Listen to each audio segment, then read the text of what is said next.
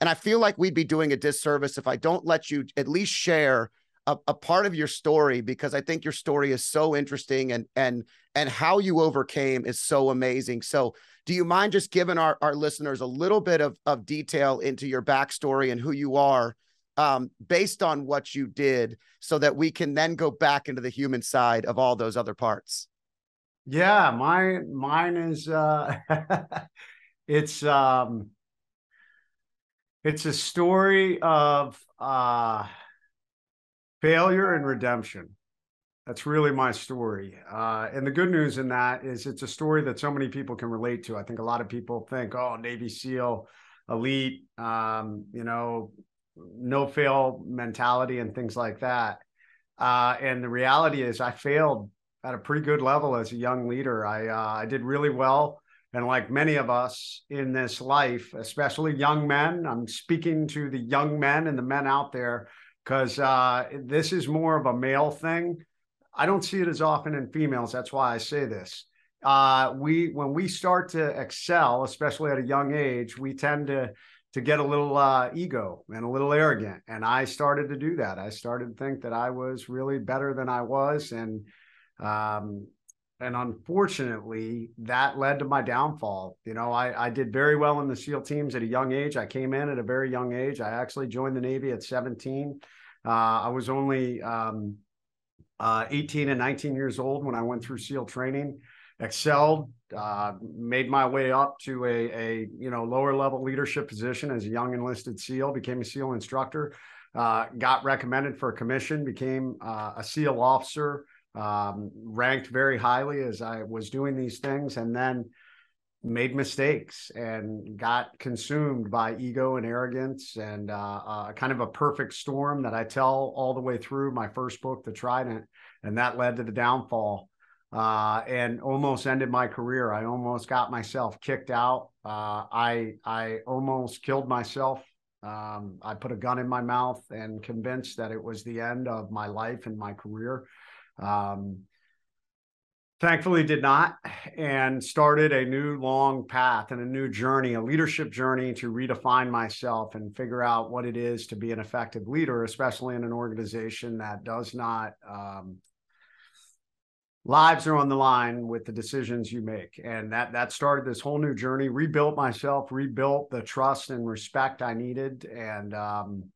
Jason, would you say, I'm sorry to interrupt, I got to ask you this question. Would you say that was a clean shift of going from the all about me mentality so many of us young men have, to the it's bigger than me, it's something bigger than myself that I'm here to do and serve?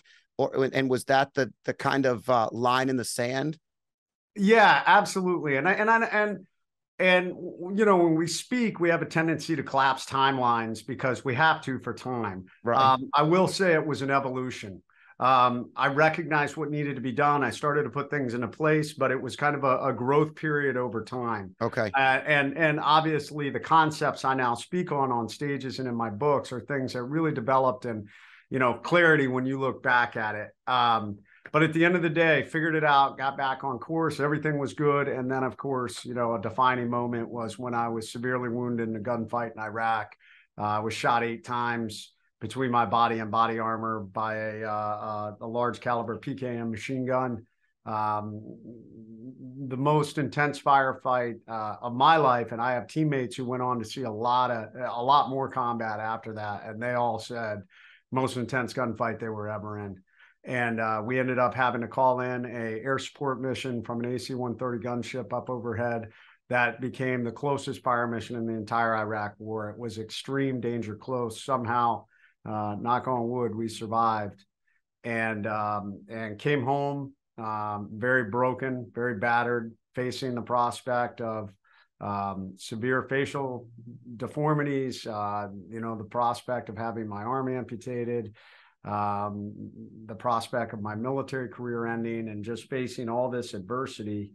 But I had learned the formula for success and the formula for leadership. And laying in that hospital bed, I realized, you know what, man, you followed this path multiple times, and it applies even in this hospital bed, and applied that formula. And that's how the sign on the door came to be, which, you know, gained a lot of national recognition.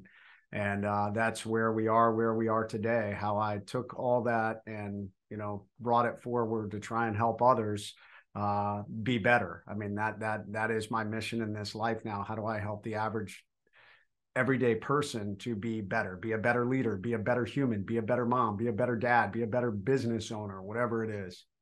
It's all about that growth trajectory that you're aiming to help people shorten the gap so they can actually make a bigger difference in their own lives and other people's along the way. Yeah. When you look at the moments, you know, in battle or even getting out of battle, you're a family guy. You love your family. You love your wife. I mean, I know it. I've followed you on social media for a long time. I love the connection. Even during COVID, when you guys were together, there were times where you did some funny things together. What was there anything that you were thinking about predominantly in those moments, or did you have to stay so focused on staying alive that there was nothing else that you could think of? I'm just interested in that dynamic. No, I would say in the end, you will always come back to family and those you love. As a guy who looked death in the face and thought that it was the end, and it's something I talk about. It's one of the, I speak on something called the 6 tenets of success. And one of those tenets is love greatly. You look how broken this world is we're living in. We're beat up with negativity. I think political leaders on both sides of the aisle have completely failed us. They're focused on sensationalism. They're focused on how different we are instead of how alike we are. They're focused on how to divide us instead of how to unite us. But in the end, at the end of the day, we do things out of love. I fought for love of country. I fought for love of my teammates. I fought for love of my family, hoping that we could create a better future against some evil that we saw in the world. And I will tell you this, that we all work hard in this life to achieve things, whether it's status within a job, whether it's status financially, whether it's status with a house or a car or whatever it is. Let me tell you something. When you face death, none of that stuff matters. You don't look during your death. You don't say, "Oh my God, I'm so glad I was a Navy SEAL," or "I'm so glad I served at this level," or all you will think about is the people that you love and care about. And if you didn't put time and effort into those relationships, in the end, you will regret it and you will wish you had. And that's what I thought about in the end as I was laying there dying. How much I wish I had a little more time to tell my wife and my kids how much I loved them.